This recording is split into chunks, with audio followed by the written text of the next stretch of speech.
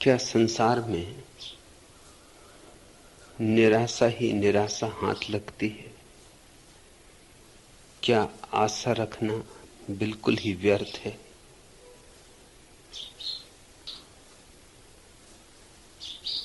आशा के कारण ही निराशा हाथ लगती है, संसार के कारण नहीं। संसार को क्या पड़ी? संसार तो बिल्कुल तटस्थ है। सब खेल तुम ही रचा लेते हो। आशा बांधते हो, इससे निराशा हाथ लगती है। आशा का अर्थ है तुम चाहते हो भविष्य ऐसा हो, तुम्हारी वासना के अनुकूल, तुम्हारी तृष्णा के अनुकूल। और ये विराट अस्तित्व तुम्हारी क्षुद्र वासनाओं के अनुकूल नहीं चल सकता। और एकाध ही कोई होता तो भी ठीक था। करोड़ करोड़ जन, उनकी अरबों खरबों वासनाएं, अगर उन सब की वासनाओं के अनुकूल विश्व चले, एक पग भी न चल सकेगा। अभी बिखर जाएगा, अभी खंड खंड हो जाएगा। ये फिर ब्रह्मांड न रहेगा। इसके भीतर जो अभी संगीत है, जो तारतम्य है, इस जगत के भीतर अभी जो एक समायोजन है, हर चीज एक दूसरे से तालबद्ध है, वह सब बिखर जाएगा। तुम्हारी व्यक्तिगत आकांक्षा के कारण अस्तित्व उसका अनुसरण नहीं कर सकता। पूर्ण अंश के पीछे नहीं चल सकता। और हम क्या हैं? हम छोटे से अंश हैं, जैसे सागर की एक छोटी सी तरंग। तरंग चाहे कि सागर मेरे अनुकूल चले, ये कैसे होगा? और यही हम चाह रहे। इसी असंभव का नाम तृष्णा है। हां, सागर के साथ तरंग चल सकती तो जीतेगी, फिर कोई निराशा नहीं। लेकिन सागर के साथ जब तरंग चलेगी तो पहले तो आशा छोड़ देनी होगी। फिर जहां ले जाए विराट, जो उसकी मर्जी। जी विधि राखे राम। फिर तुम्हारी कोई आशा नहीं, इसलिए तुम्हारी कोई निराशा भी नहीं हो सकती। आशा के बीज बोओगे, निराशा की फसल काटोगे। सफलता की आकांक्षा करोगे, असफलता की खाइयों में, खड्डों में गिरोगे। विजय चाहते हो, हार सुनिश्चित है। इस महागणित को ठीक से समझ लो। इससे जिसने समझ लिया वह बुद्धत्व को उपलब्ध हो गया। अगर जीतना हो तो जीतने की बात ही छोड़ दो, फिर तुम्हें कोई हरा नहीं सकता। अगर जीवन में आनंदित होना हो तो आनंद पाने की बात ही मत उठाना, आनंद की चर्चा ही मत छेड़ना, आनंद पर अपनी आशा मत टिकाना, और आनंद की वर्षा हो जाएगी। लाओसू ने कहा है, कोई देखूं मुझे हराए तो। कोई मुझे हरा नहीं सकता। उसके एक शिष्य ने पूछा, लेकिन बड़े बड़े पहलवान हैं, आप ज्ञानी हैं जरूर, लेकिन देह में तो बड़े बलिष्ठ लोग हैं, वे आपको हरा सकते हैं। लाओसू ने कहा, कोई मुझे नहीं हरा सकता, क्योंकि मैं पहले से ही हारा हुआ हूं। मुझे वो हराएगा, उसके पहले ही मैं चारों खाने चित्त लेट जाऊंगा, फिर वो क्या करेगा? हारे को कैसे हराओगे? और जो विराट के सामने हार गया है वह जीत गया। परमात्मा के सामने हार कहीं होती? वहां हारना तो विजय के हारों से लद जाना है, मोतियों के हारों से लद जाना। तुम पूछते हो क्या संसार में निराशा ही निराशा हाथ लगती? संसार का कुछ लेना देना नहीं, संसार बिल्कुल तटस्थ है, सब तुम पर निर्भर है। तुम अगर जगत की अंतरतम व्यवस्था के साथ चलो तो जीत ही जीत है। आशा और आशा के दिए जलने लगेंगे, दीपावली हो जाएगी। ऐसे दिए जलेंगे जो कभी बुझते नहीं। तुम्हारी विजय पताकाएं शाश्वत में उड़ेंगी। तुम ऐसे सिंहासन पर विराजमान हो जाओगे जिससे कोई कभी उतरा नहीं। गुलाल कल उसी सिंहासन की बात कर रहे थे। सहस्त्र दल कमल खुलेगा तुम्हारे भीतर, उसके सिंहासन पर तुम विराजमान हो जाओगे। मगर यह सौभाग्य उनको मिलता है जो इतनी हिम्मत रखते हैं कि अपने अहंकार को परमात्मा के चरणों में चढ़ा दें। हां, तुम अगर चाहो कि तुम्हारा अहंकार जीते तो बुरे पिटोगे। जितना बड़ा अहंकार होगा उतने ज्यादा पिटोगे। अहंकार के अनुपात में ही तुम्हारी पिटाई होती। जो इतनी हारें, इतनी असफलताएं, इतने विषाद तुम्हारे जीवन में आते हैं, ये तुमने ही पुकारे, ये तुमने ही आमंत्रित किए। ये अहंकार चुंबक की तरह इनको खींचता है। अहंकार भ्रांति, तुम अलग नहीं हो अस्तित्व से, इसलिए तुम्हारी अलग आकांक्षा क्या, आशा क्या? तुम अगर अलग होते तो आकांक्षा अलग हो सकती थी, आशा अलग हो सकती थी। तुम विराट के साथ एक हो ही। जैसे कोई पत्ता वृक्ष का अपनी निजी आकांक्षा रखता हो तो मुश्किल में पड़ेगा। जब वृक्ष नाचेगा हवाओं में, उस पत्ते को नाचना नहीं, अभी वो विश्राम कर रहा है। और जब वृक्ष शांत है और हवाएं नहीं बह रही, तब उस पत्ते को नाचना है, उसका विश्राम पूरा हो गया। वो कभी वृक्ष के साथ अपने को पाएगा नहीं। और जब वृक्ष नहीं नाच रहा है तो पत्ता कैसे नाचेगा? और जब वृक्ष नाच रहा है तो पत्ता अपने को नाचने से कैसे रोक पाएगा? हर घड़ी पत्ते को निराशा हाथ लगेगी। हर घड़ी ऐसा लगेगा कि सारा नियोजन मेरे विपरीत है, सब मेरे दुश्मन है। कोई तुम्हारा दुश्मन नहीं सिवाय तुम्हारे, और कोई तुम्हारा मित्र नहीं सिवाय तुम्हारे। अगर अहंकार गिरा दो तो तुम अपने मित्र हो, अगर अहंकार को उठाए रखो तो तुम अपने शत्रु हो।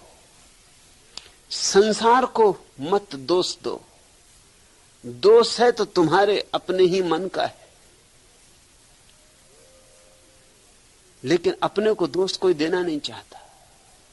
हम हमेशा कोशिश करते हैं कि कोई और मिल जाए जिसके कंधे पर हम अपने सारे दोषों का बोझ रख दें। तो हमने अच्छे अच्छे शब्द गढ़ लिए।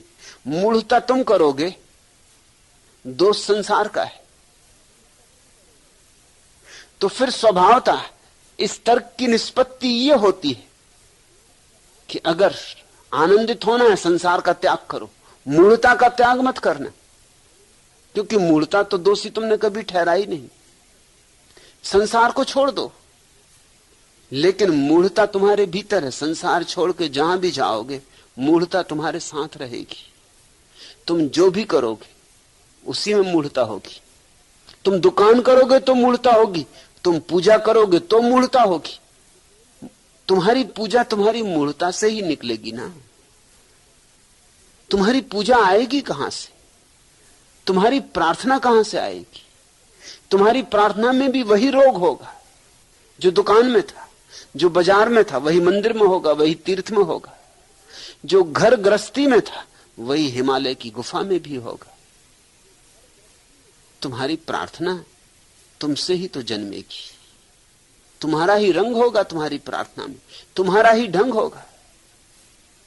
तुम वहां बैठ के भी फिर नया संसार बनाओगे, वहां बैठ के भी फिर तुम कल्पनाओं का नया जाल रचोगे, फिर आशा बांधोगे।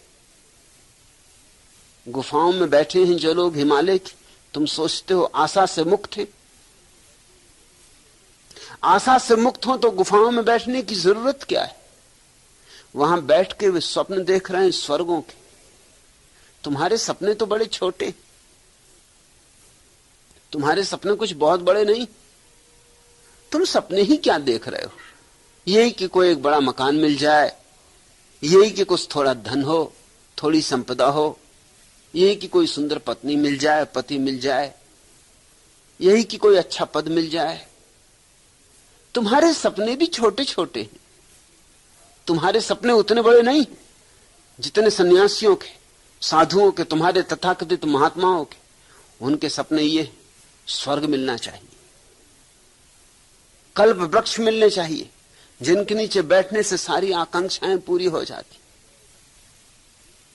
कुछ करना नहीं पड़ता। बैठे वृक्ष के नीचे और जो सोचा तत्क्षण पूरा हुआ। गजब के आलसियों ने यह कल्पना की होगी कल्प वृक्ष की, हाथ नहीं हिलाना पड़ता। मैंने सुना है एक आदमी भूले भटके कल्प वृक्ष के नीचे पहुंच गया। उसे पता नहीं था कि कल्प वृक्ष, थका मांदा था, वृक्ष के नीचे बैठा था, छाया देखकर सोचा कि ऐसे में कहीं आसपास भोजन मिल जाता, कितनी भूख लगी। कल्प वृक्ष था वह। तत्क्षण अप्सराएं स्वर्ण की थालियों में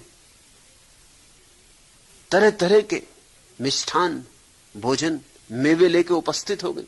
वो इतना भूखा था कि उसने विचार भी नहीं किया कि ये तत्क्षण किस लोक से अप्सराएं उतरी। रहा होगा कोई महात्मा, क्योंकि महात्मा इन बातों पर बड़ा भरोसा कर लेते। सोचा होगा है किसी पुण्य का फल, है जन्मों जन्मों की कमाई। अरे माला भी कुछ कम जपी, ये कभी का होना चाहिए था, वैसे ही बहुत देर हो गई।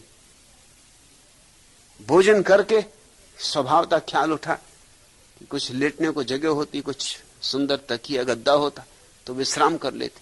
एकदम एक सुंदर सैया, स्वर्ण सैया, सुंदर गद्दे तकिए। महात्मा तो एकदम लेट गया, सो गया। नींद खुली जब 2-3 घंटे बाद तो सोचा बड़ी प्यास लगी, पानी होता। गुलाब की सुगंध से भरा हुआ जल, ऐसा स्वादिष्ट जल उसने कभी पिया ना था। जल पीते पीते अब उसे जरा सोच समझ लौटा, विचार लौटा कि मामला क्या है। पहले थालियां आई, फिर सैया आई, पानी भी आ गया। इस झाड़ में कोई भूत प्रेत तो नहीं? सो भूत प्रेत प्रकट हो गए। कल्प वृक्ष तो कल्प वृक्ष, चारों तरफ एकदम नंग धड़ंग भूत प्रेत नाचने लगे। बहुत घबराया, कहा कि अब मारे गए। सो मारा गया। भूत प्रेत चढ़ बैठे उसकी छाती पे, खूब उसको दबोचा, खूब पीटा, गर्दन दबा दी। जो सोचा वह हुआ। कल्प वृक्ष की कल्पनाएं लिए बैठे तुम्हारे महात्मा, आलसियों की कल्पनाएं, काहिलों की कल्पनाएं, मुफ्तखोरों की कल्पनाएं। तुम्हारी कल्पनाएं तो छोटी, तुमको कहते हैं पापी, और उनकी कल्पनाएं तुमसे बड़ी, और स्वयं को समझते हैं महात्मा। तुम पकड़ते हो छोटी मोटी चीजों को तो तुमको कहते हैं लोभी, और वे पकड़ते शाश्वत को और स्वयं को समझते निर्लोभ को उपलब्ध हो गए। मैंने सुना है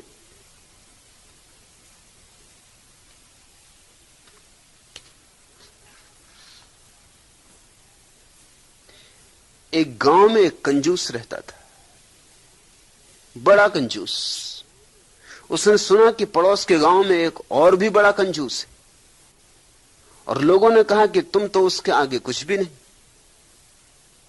दिल को बड़ी चोट लगी, अहंकार को बड़ा धक्का लगा। जब धीरे धीरे पड़ोस के गांव के कंजूस की ख्याति बहुत दूर दूर तक फैलने लगी, तो इस कंजूस ने सोचा कि मैं भी जाकर मिलूं, दर्शन करूं, देखूं कि ऐसा क्या है जो उसकी महानता की इतनी चर्चा हो रही और मेरी कोई चर्चा नहीं। सो उसने एक कागज लिया, उस कागज के ऊपर 2 स्वस्थ सुंदर खरगोशों के चित्र बनाए और उस चित्र को एक डलिया में लेकर पड़ोस के गांव में रवाना हो गए। पहुंचा, उस गांव जाकर दस्तक दी द्वार पर। द्वार खुला, कंजूस का बेटा बाहर आया। उसने पूछा कि फला सज्जन कहां है? मैं उनसे मिलने आया हूं। बेटे ने कहा वे तो अभी बाहर गए हैं और 2-3 दिन तक शायद ही वापस आए, लेकिन मैं हूं उनका बेटा, कहें क्या सेवा करूं? उस कंजूस ने कहा कि मैं उनके लिए भेंट लाया था, और उसने निकाली डलिया में से उन सुंदर खरगोशों की तस्वीर और लड़के को देते हुए कहा कि ये मेरी भेंट उन्हें देना और कहना कि मैं उनसे मिलने आया था, मैं उनके पास के गांव में ही रहता हूं। बेटे ने कहा कि जब आए हैं इतनी दूर से, चलकर आए हैं, तो कुछ भेंट हमारी तरफ से भी लेते जाएं। भीतर आए, ले गया भीतर और कहा कि डलिया खोलें। खोली कंजूस ने डलिया। लड़के ने अपने हाथ से आम का आकार बनाया हवा में और कहा कि ये आम लेते जाएं, ये हमारी भेंट। अब आम तो थे नहीं, बस हवा में आम का आकार बनाया और उसकी झोली में डाल दिया। कंजूस लौटा अपने घर तो मनी मन सोचता आया कि जैसा सुना था वैसा ही पाया। अरे मैं तो कम से कम कागज पर बनाकर ले गया था खरगोश, और लड़के ने तो एक कागज तक खर्च ना किया, रंग खर्च ना किए, हवा में ही आम बनाकर दे दिए। जब बेटा इतना कंजूस है तो बाप से तो ईश्वर ही बचा है। इधर दूसरे गांव से बाप घर लौटा, बेटे ने सारी गाथा उसे सुनाई और उसने कहा कि वो आदमी ये 2 खरगोश भेंट दे गया है, और भेंट मैंने भी दे दी, खाली हाथ उसे जाने नहीं दिया। उसे मैंने कुछ आम भेंट दिए। लड़के ने पुनः आम की आकृति बनाई और कहा कि इस तरह मैंने उसकी डलिया में डाल दी। बाप ने देखा तो जोर से एक चांटा अपने बेटे को मारा और कहा कि अरे उल्लू के पट्टे, जब मैं घर नहीं होता तब तू कुछ ना कुछ गड़बड़ करता ही है। अरे नालायक, आखिर इतने बड़े बड़े आम देने की क्या जरूरत? अरे देने ही थे तो छोटे छोटे भी दे सकता था। तू तो मुझे लुटवा के रहेगा एक दिन।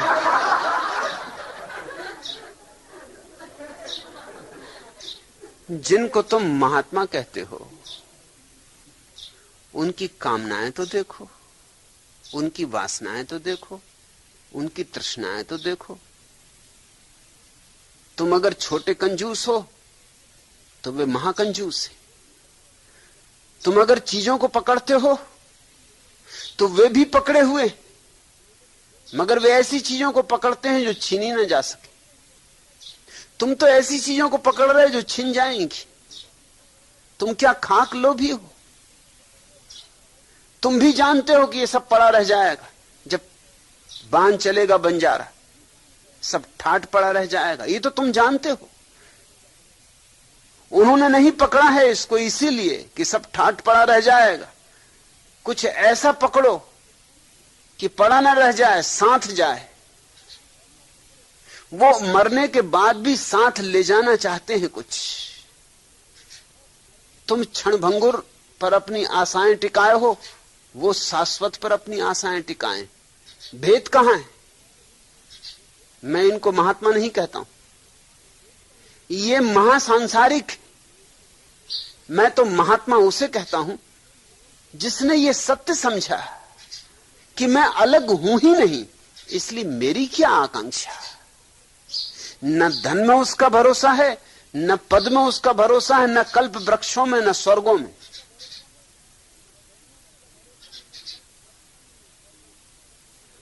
वो किसी चीज पर अपनी आशा ही नहीं टिकाता, न क्षणभंगुर पर, न कालातीत पर।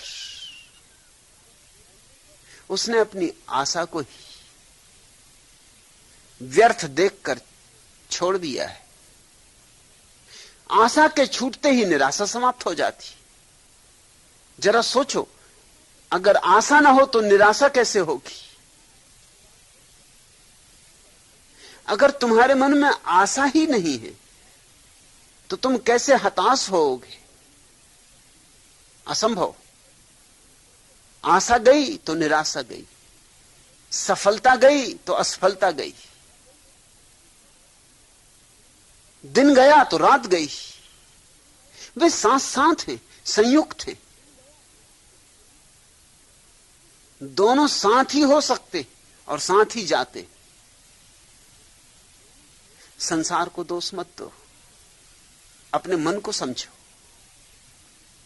मन ही तुम्हारा असली संसार है। लेकिन मन की तो हम चिंता नहीं करते, मन को तो लिए फिरते, मन को तो सजाते, संसार को गालियां देते। संसार जिसने तुम्हारा कुछ भी बिगाड़ा नहीं। ये वृक्षों का संसार, ये चांद तारों का संसार, ये आकाश में सूरज, ये बदलियां, इसने तुम्हारा क्या बिगाड़ा?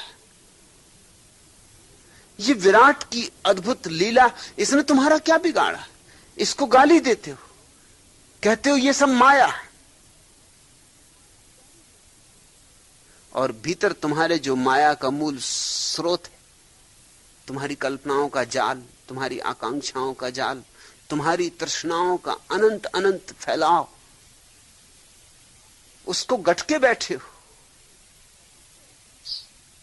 उसको उगलो, उसको थूको। वही है भूल। मैं तुम्हारे मन को संसार कहता हूं। रंगों के मनहर मेले चले गए छोड़ अकेले। टूटे अनुबंधों जैसे, रूठे संबंधों जैसे, बिखर रहे पल अनुपल हम, फूटे तटबंधों जैसे, झरे गिरे पीत पात से, भरे भरे गीत गात से, पीड़ाओं में घुले मिले, आंसू से जी भर खेले, शापित वरदान सरीखे, बुझकर भी जलते दिखे, अर्थहीन जीवन जीना जग आकर हमसे सीखे। अपनों के तेवर बदले, सपनों के जेवर बदले, प्रज्वलित पलाश से नयन जैसे गेरू के ढेले। सांसें घनसार हो गईं, आशाएं छार हो गईं, अधरों पर चिपकी बेबस, मुस्कानें भार हो गईं, रोम रोम जलती होली, भाल लगी उलझन रोली, एक भाव से तथस्थ हो, फाग आग दोनों झेले, रंगों के मनहर मेले। सब मेले तुम्हारे मन में, ये सब रंग तुम्हारे मन में, ये सब इंद्रधनुष तुम फैलाते हो। और फिर इंद्रधनुषों को फैलाते हो, फिर उनको पकड़ने चलते हो, फिर हाथ कुछ नहीं लगता तो रोते हो, फिर गालियां संसार को देते हो। मन के प्रति जागो, मन से जागो, मन के साक्षी बनो। मन के प्रति साक्षी बनते ही छुटकारा हो जाता है। इस संसार से ही नहीं, उस पारलौकिक संसार से भी।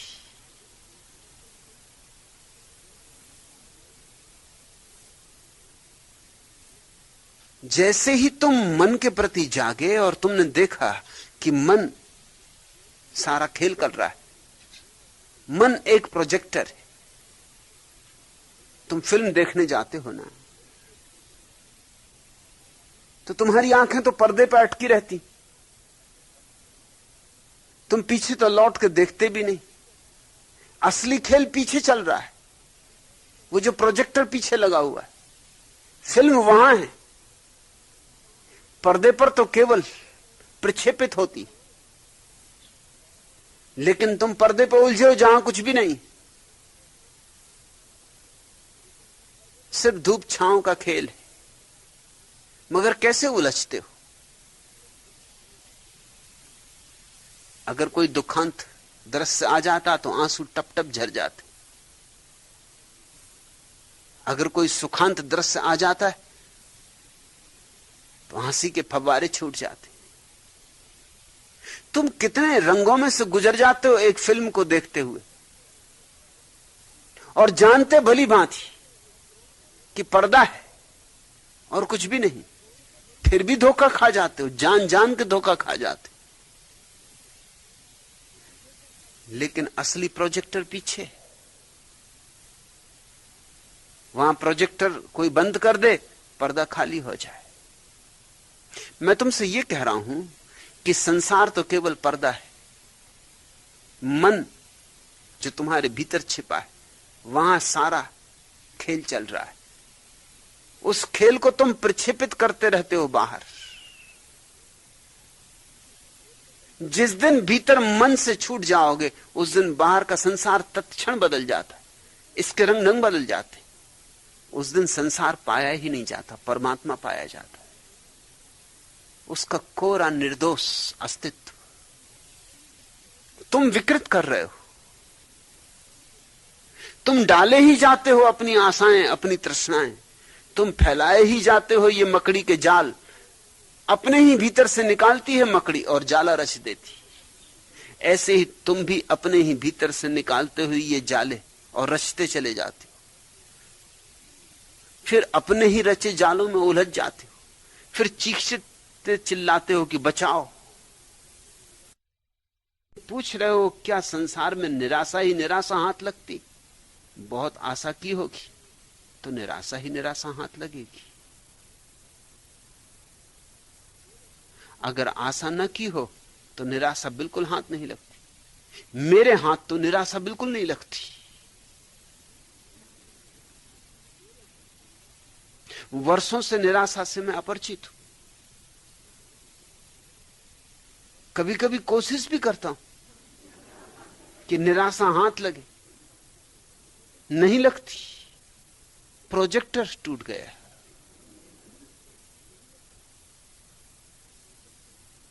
और तुम कहते हो क्या निराशा ही निराशा हाथ लगती? सब तुम पे निर्भर है।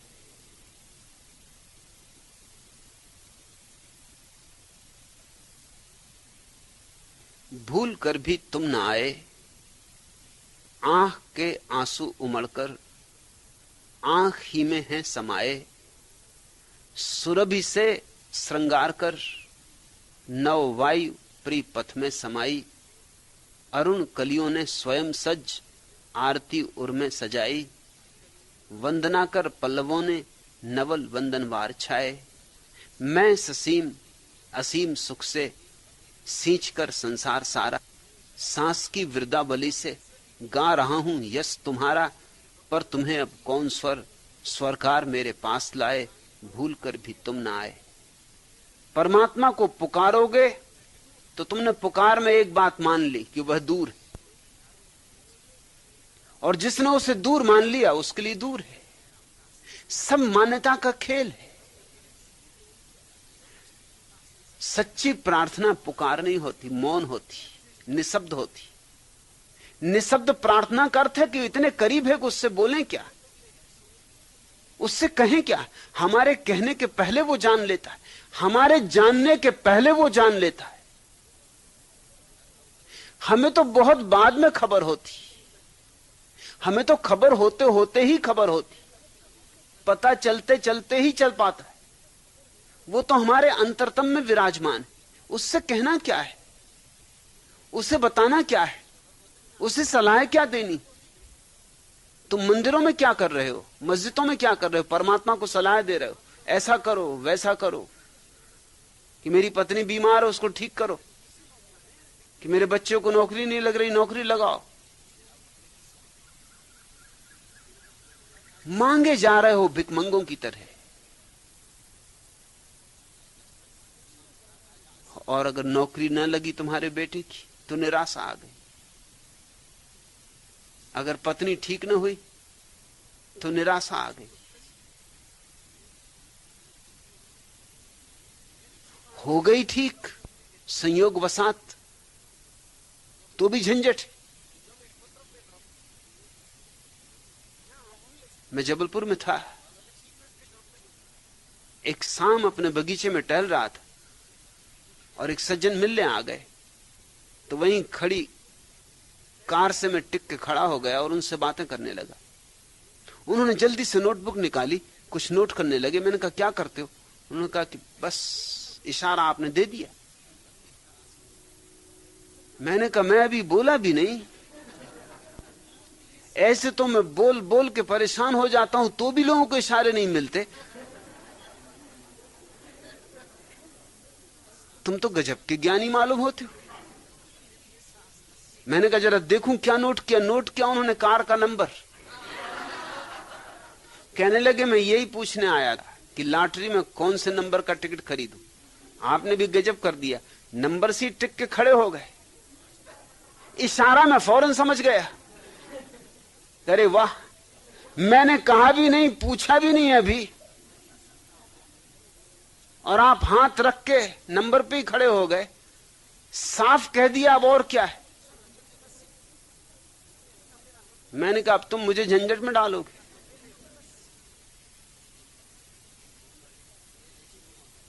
अगर ये नंबर ना निकला तब तो कुछ हर्जा नहीं, मेरा तुमसे छुटकारा हुआ, तुम कहीं और नंबर तलाशोगे।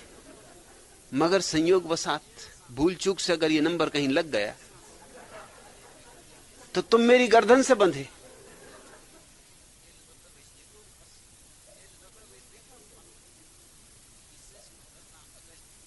लोग वासनाओं से भरे, तृष्णाओं से भरे, अपनी कल्पनाओं के जाल से भरे चल रहे हैं। अब मैं भी उनसे कह रहा हूं कि मेरा कोई इशारा नहीं है, ये तो सिर्फ मैं टिक के खड़ा हो गया, तुमसे बात करनी थी, ये मेरे घूमने का समय था, तुम बेवक्त आ गए हो, गाड़ी पास थी तो टिक के खड़ा हो गया हूं, मुझे क्षमा करो, गलती हो गई। मगर वो मेरी सुनने को राजी नहीं। वो तो जल्दी से नमस्कार किए और चलते बने। उन्होंने कहा कि बस चलता हूं, बात हो गई। वासनाओं से भरा हुआ आदमी वही देखता है जो देखना चाहता है,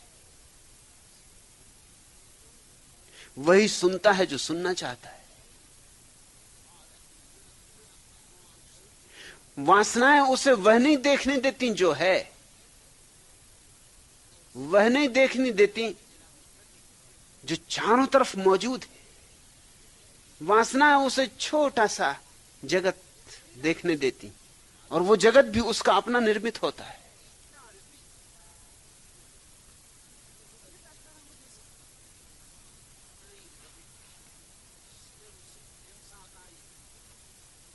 चंदूलाल उन दिनों सड़क के किनारे विज्ञापनों के बड़े बड़े बोर्ड बनाया करता था। एक दिन वह ऊपर की सीढ़ी पर से नीचे आ गिरा तो उसे बहुत चोट आ गई। डब्बू जी उसे देखने अस्पताल पहुंचे। देखा चंदूलाल को जगह जगह फ्रैक्चर पर पट्टियां बंधी हैं, सारे शरीर पर फ्रैक्चर ही फ्रैक्चर, कुछ दिखाई नहीं पड़ता, बस आंखें दिखाई पड़ती हैं और मुंह दिखाई पड़ता है। डब्बू जी को बहुत दुख हुआ और कहा कि बहुत दुखी हूं, तुम्हें बहुत दुख हो रहा होगा। चंदूलाल ने कहा कि ऐसे नहीं होता, हां जब हंसता हूं तब जगह जगह दुख होता है। डब्बू जी ने कहा लेकिन इसमें हंसने की बात ही कहां, हंसते काहे के लिए?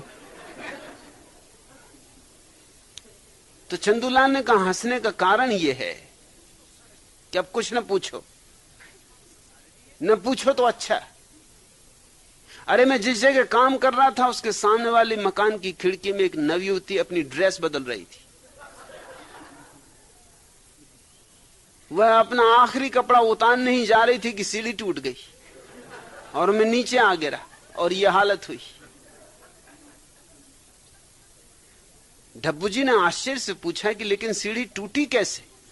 क्या तुम्हारे वजन से सीढ़ी टूटी? चंदूलाल बोले, अरे साली मेरे वजन से कहां, वह तो वे 25 आदमी और जो चढ़े हुए थे उनके वजन के कारण टूटी। कोई मैं अकेला थोड़ा सीढ़ी पे था, पूरा गांव ही चढ़ा हुआ था। सीढ़ी भी कब तक ठहरती? और इसलिए कभी कभी रह रह के उनको हंसी आ जाती तो वाह रे वाह।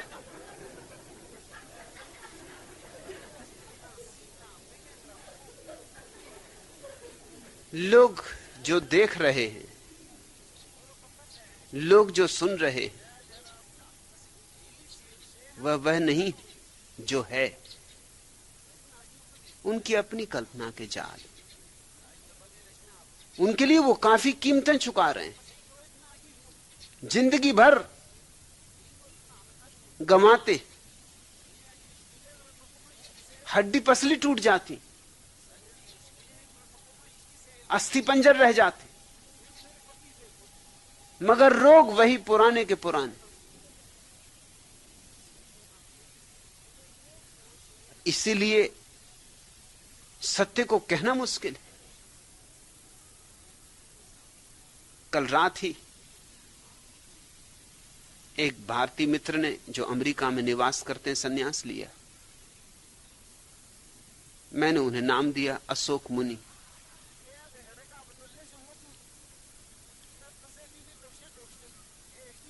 उनसे मैंने कहा, अशोक शब्द बुद्ध का शब्द है। बुद्ध के पहले ज्ञानी अशोक की बात नहीं करते थे, आनंद की बात करते थे।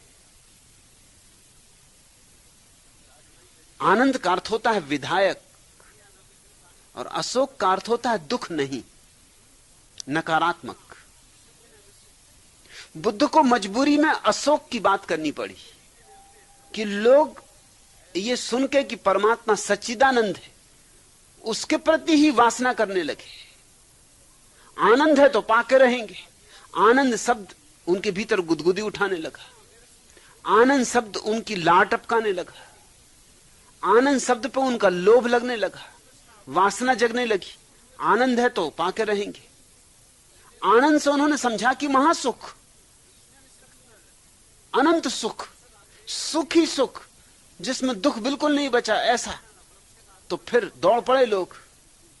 मगर आनंद की शर्त ही यही है कि जब तक वासना है तब तक उपलब्ध नहीं होता। परमात्मा ने भी खूब उल्टी शर्तें लगा रखी कि जब तक दौड़ोगे, जब तक वासना करोगे, तब तक आनंद उपलब्ध नहीं होगा। अब लगी फांसी, और आनंद चाहिए, मगर चाहिए तो मिलेगा नहीं। आनंद मिलता है उनको जिन्हें कुछ भी नहीं चाहिए, जो कहते चाह ही गई, जिनके भीतर चाह का तूफान अंधड़ नहीं रह जाता, उनको आनंद मिलता है। लोग सोचते हैं परमात्मा तक को धोखा दे देंगे। वो कहते चलो यही सही, चलो चाह ही छोड़ देंगे। अगर चाह छोड़ने से ही आनंद मिलता हो तो हम इसके लिए भी राजी, मगर भीतर उनके भाव अब भी वही, मिलना चाहिए आनंद। चाह छोड़ने तक को राजी। मुझसे लोग पूछते हैं तब पक्का है कि मिलेगा?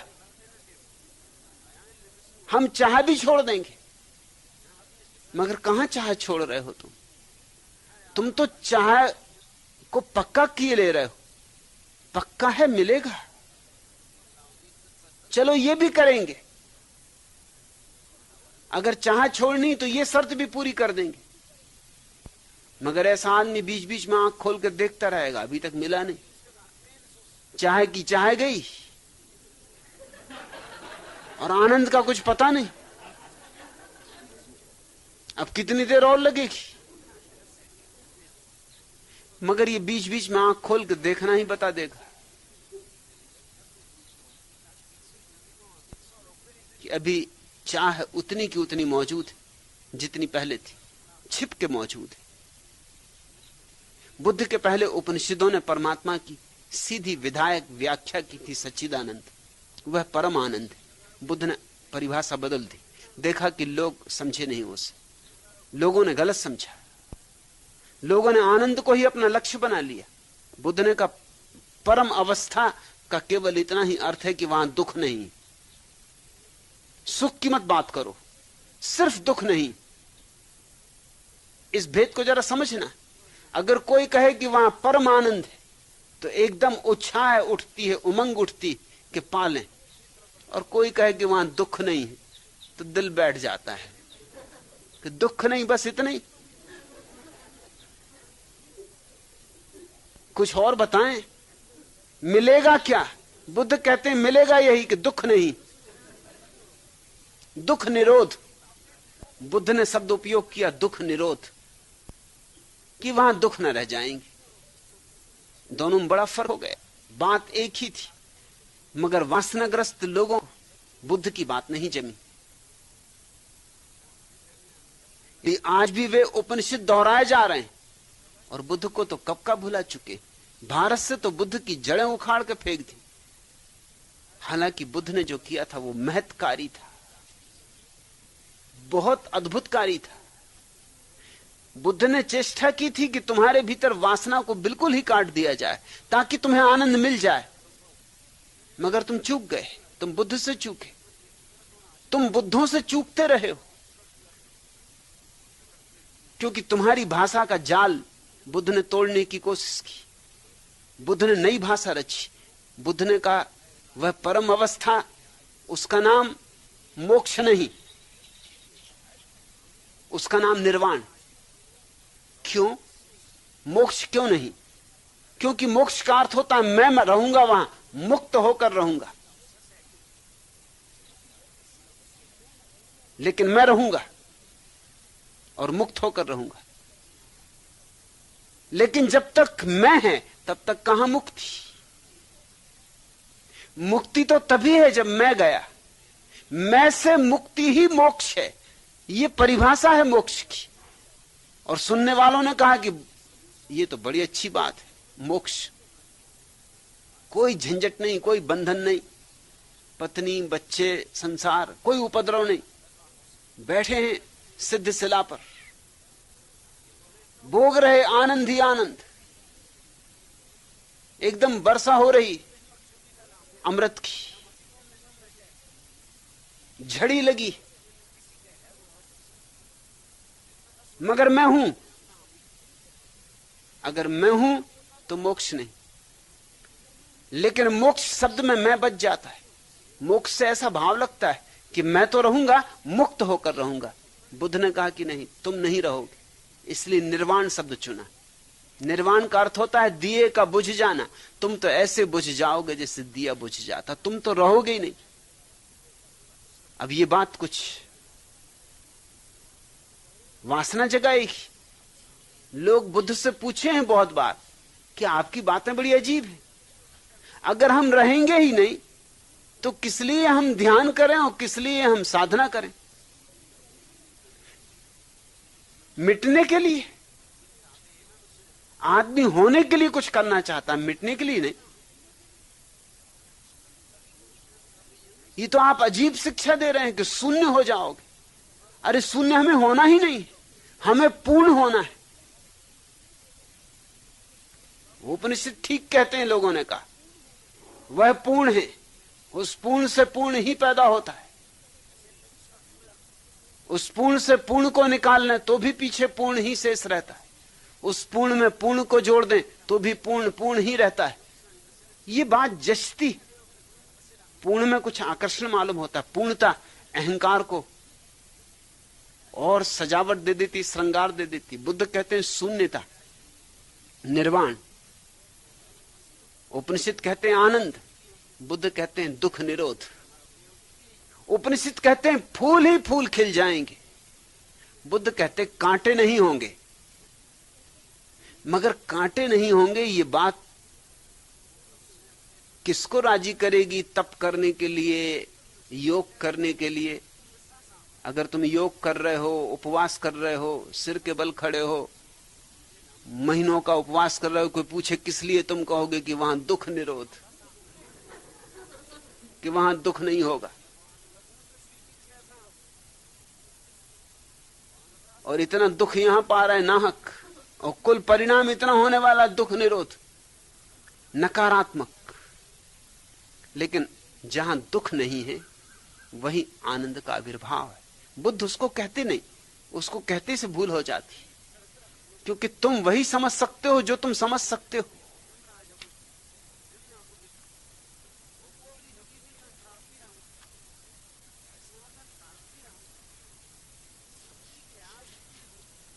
एक सिनेमा गृह में अच्छी फिल्म लगी हुई थी।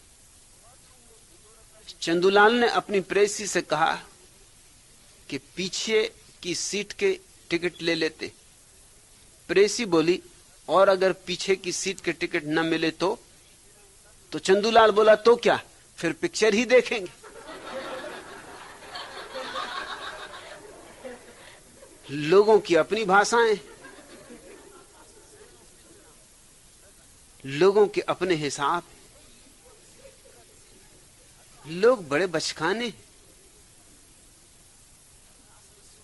छोटा बच्चा अपनी बूढ़ी दादी से पूछता है, दादी मां क्या आप टें बोल सकती? दादी ने कहा, हाँ बेटे, क्यों नहीं बोल सकती?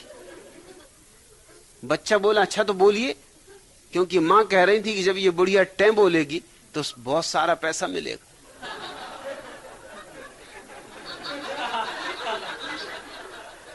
लेकिन बच्चे को क्षमा किया जा सकता है, वो बेचारा जितना समझ सकता था उतना समझा कि सिर्फ टें बोलने की बात है तो बोल ही दो टें, बहुत सारा पैसा मिल जाए। उसे क्या पता कि टें बोलने के पीछे बड़े राज।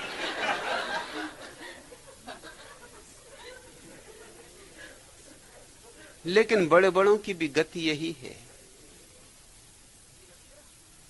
न तो तुमसे जो कहा जाता है वह तुम समझते हो, न तुम जो देखते हो वह तुम समझते हो। जब तक मन है तब तक तुम सब कुछ विकृत कर लोगे। मन से मुक्त होकर ही सत्य दिखाई पड़ना शुरू होता, तब ये संसार अद्भुत है। तब ये संसार माया नहीं है, माया इसे तुम्हारे मन ने बनाया है। माया का जाल तुम्हारे मन ने इस पे फैलाया है। भरथरी घर द्वार छोड़कर जंगल चले गए। जंगल में ध्यान करने बैठे। सम्राट थे,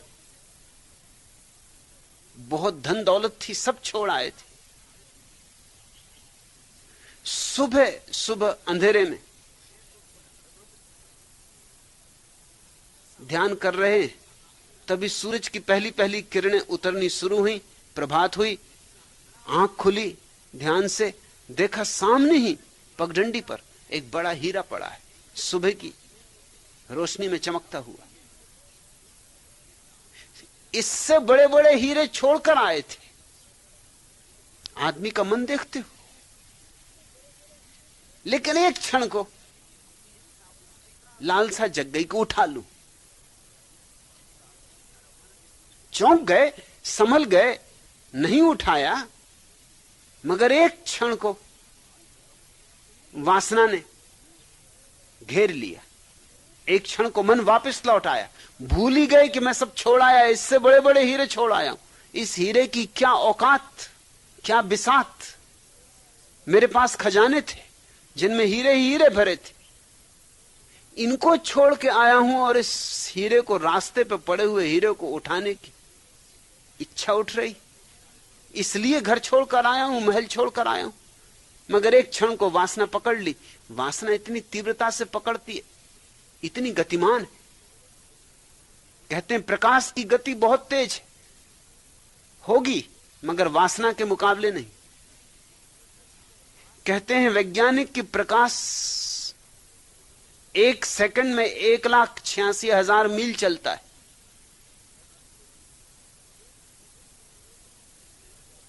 एक सेकंड में सूरज की किरण 1,86,000 मील पार कर जाती। इससे बड़ी कोई गति नहीं। मगर वासना तो एक सेकंड में कहां से कहां पहुंच जाए, उसका कोई हिसाब नहीं, कोई बंधी हुई उसकी गति भी नहीं। अभी यहां, अभी चांद पर, अभी सूरज पर। एक क्षण में, क्षण के एक अंश में भरथरी खो गए, चौंक गए, संभाल लिया, नहीं गिरे। मगर तभी एक और दुर्घटना घटी। दो घुड़सवार दोनों तरफ से रास्ते पर आए। दोनों की नजर एक साथ उस हीरे पे पड़ी। दोनों ने तलवारें निकाल के हीरे पर टेक दी और दोनों ने दावा किया कि पहले नजर मेरी पड़ी है, इसलिए हीरा मेरा है। भरथरी थोड़े मुस्कुराए भी, क्योंकि नजर तो पहले उनकी पड़ी थी। फिर इस बात पे मुस्कुराए कि मैं मुस्कुरा रहा हूं, तो अभी भी मैं दावेदार हूं। हालांकि अभी अभी मैंने सोचा था कि अरे ये मैंने क्या किया, ये कैसी वासना उठी। अब फिर मन में एक लहर उठी कि हो जाऊं खड़ा। पुराने छत्री कि बता दूं इनको कि नजर किसकी पहले पड़ी। फिर रह गए, फिर संभल गए। उठ आ रही है माया, उठ आ रही वासना, और वो दोनों छत्री तो जूझ गए। वो तो कोई पीछे हटने को राजी नहीं था। पीछे हटना उनने सीखा नहीं था, वो उनकी भाषा में नहीं था। तलवारें खिंच गईं, तलवारें चल गईं। घड़ी भर में ये सब हो गया। नहीं होना था वो हो गया। दोनों गर्दनें कट गईं। एक साथ दोनों की तलवारें एक दूसरे की गर्दन पे पड़ी। लाशें वहां पड़ी। हीरा अपनी जगह जहां पड़ा था वहीं पड़ा है। हीरे को कुछ लेना देना नहीं। न भरतरी से कोई प्रयोजन है, न ये दो आदमी मर गए इनसे कोई प्रयोजन। हीरा माया है, हीरे में माया है, या माया मन में। भरथरी को एक झोंका माया का आया था, फिर दूसरा झोंका भी आया, मगर संभाल गए। मगर ये दो आदमी मर मिटे उस हीरे के लिए, जिस हीरे को इन दोनों का कोई कभी पता ही ना चलेगा। उस हीरे के लिए जिसको इन दोनों से कुछ लेना देना न था, जो किसी का भी नहीं है, तो परमात्मा का, नहीं तो किसी का भी नहीं। और हीरा हीरा है, यह भी बस हमारी मान्यता है, नहीं तो पत्थर।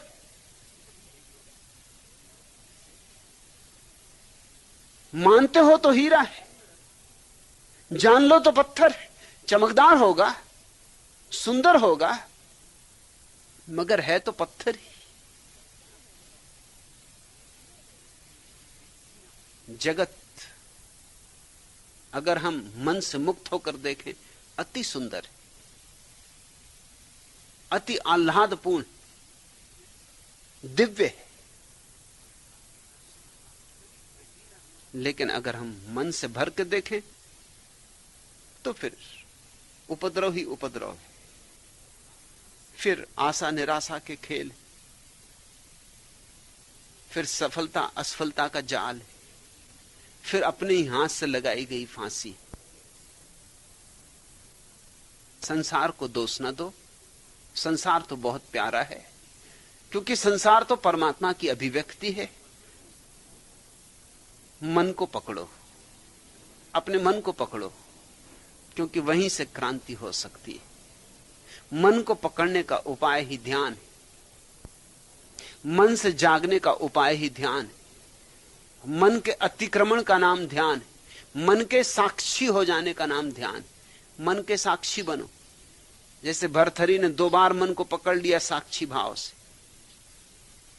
ऐसे ही मन को पकड़ते रहो।